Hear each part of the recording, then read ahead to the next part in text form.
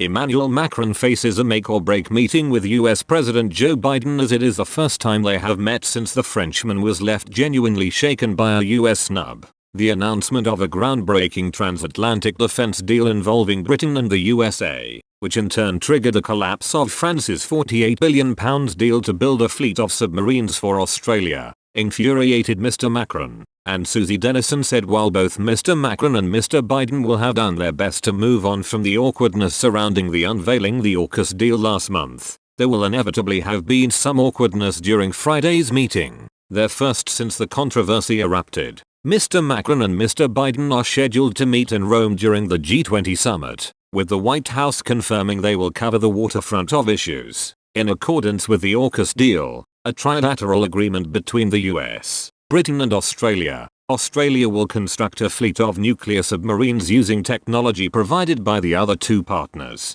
However, it also torpedoed Australia's existing deal with French state-backed shipbuilder Naval Group to construct a fleet of conventional subs to replace its 2 decades-old Collins submarines. So incensed was Mr. Macron, he ordered the withdrawal of France's ambassadors to Washington and Canberra, while Foreign Minister Jean-Yves Le Drian raged at what he called a stab in the back, while contemptuously dismissing Britain's role as that of a fifth wheel. Mr. Macron also lambasted Australia's Prime Minister Scott Morrison during a call on Thursday, Elysee Palace suggested, accusing him of breaking the relationship of trust between our two countries. Ms. Dennison, Director of European Power Programme at the European Council on Foreign Relations, ECFR, think tank and an expert on European foreign and security policy strategy, told Daily Express, "I think both sides will do all they can to try to move forward from the experience rather than dwell on what went wrong in the communication around AUKUS.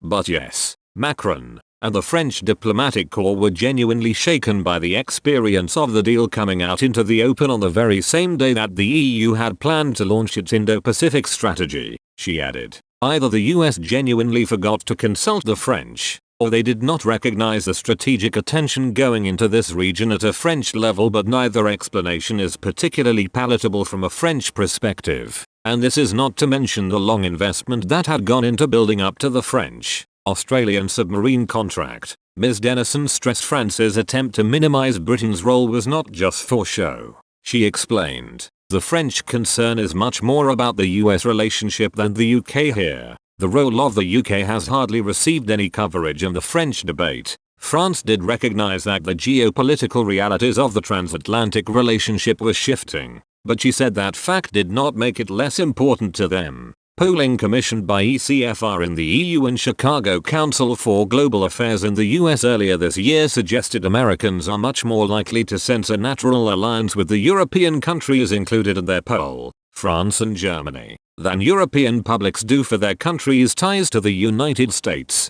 Ms. Dennison suggested Europeans were also more likely to consider the United States a necessary partner, 44%, than an ally, 21%. Conversely, Americans were more likely to see France as an automatic ally, 52%, than they are to view them as strategic partners, 24%. Ms. Dennison stressed, if governments are reading the public mood, the US disregard for their French partner in their AUKUS decision should have come as no surprise to the Elysee, but they are nevertheless unsettled by this, and the AUKUS experience underlined the need to build a new kind of partnership. As for Mr. Biden's motives, Ms. Dennison said, "For me the US decision is much more about their own pivot to Asia than the special relationship between the UK and the US. The deal simply recognizes that, as set out in the Global Britain strategy, this is also a priority for the UK. The Biden administration is perhaps the most positive US administration yet regarding the EU building up its own open strategic autonomy within the NATO framework.